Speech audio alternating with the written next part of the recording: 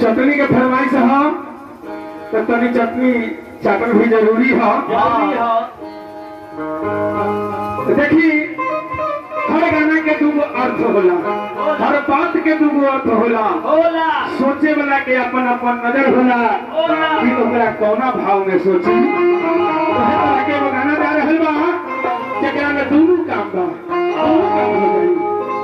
चटनी के चटनी हो जाई, अब मान ली तो समझौता के समझौता हो जाई।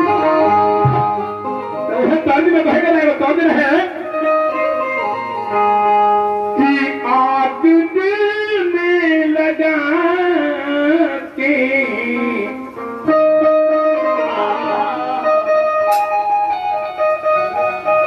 बाबा आग दिल में लगा के गई, अरे दर्द दिल के बढ़ा के गए, आयल ही गई में हूँ चार दिन खाने बाकी हलवा जाके। बाबा बाहे में कहे के बा ई नैहर हो, एहिजा केहू के रहे के ना हो, ससुरारी हो, एहिजा एक न एक दिन ई सब हो के सब के जाए के।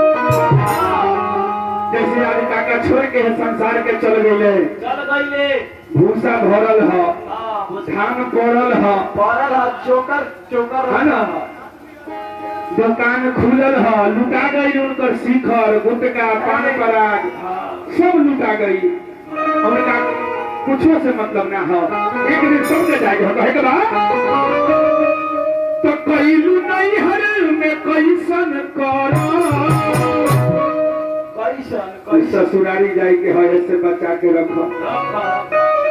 तो कैलू नहीं हर में कैसन करो, तो कैसे ससुराल में बची है धरो। पिया है असली पिया ससुरारी ना हई है नहीं है, एहिजा केहू ना रहल है ना केहू रही। आ जब वो पिया के लगे जईबू उ चेकिंग करी है, ओकरा बाद में फेरू पैकिंग करी है।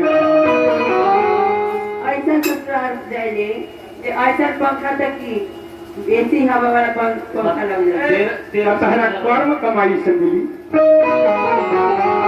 कहेगा ना अरे तो कैलू नहीं हर में ऐसन करो, तो कैसे ससुराल में बची है धरो। ए मैडम इ नाचल छूट जाई तो पिया जब थर्मामीटर आह लगाई दी है हो सब अकेला भुलाई दी सब कुछ वाह चलो। तो पिया जब थर्मामीटर लगाई दी है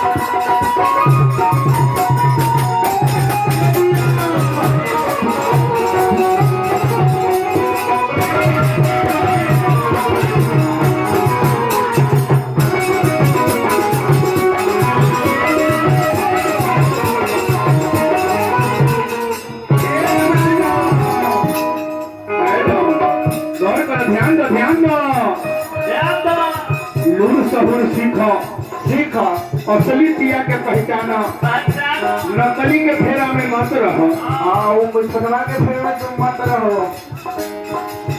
मारो क्या बोलनी अरे कैमरा कहे कि झूठा कही।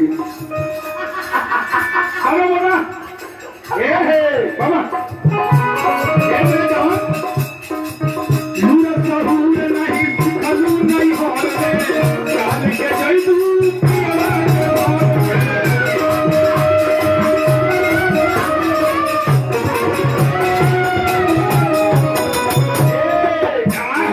लूरा सहूर नहीं सिखलू नहीं हार में, चाल के जैतू पिया के हार में।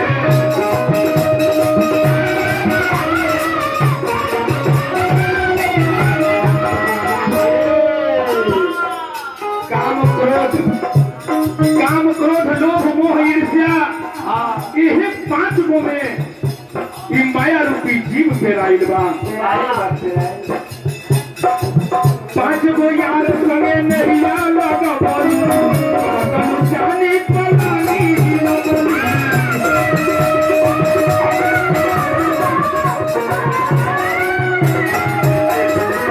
5 गो यार संगे नहिया लगबलू, कहू जानी पलानी लगबलू।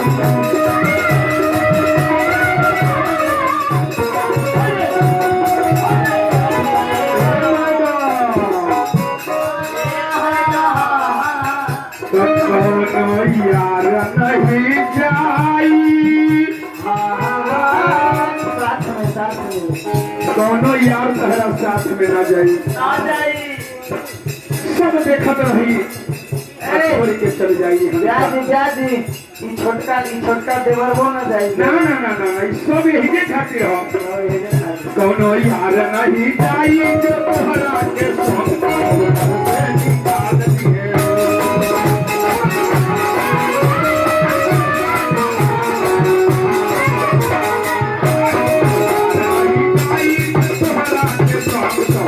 से निकाल दिए।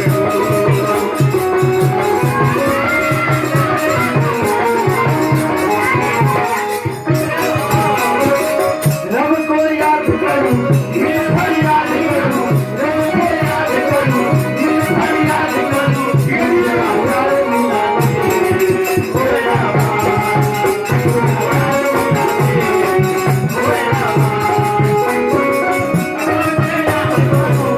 फरियाद करूं, रब को याद करूं।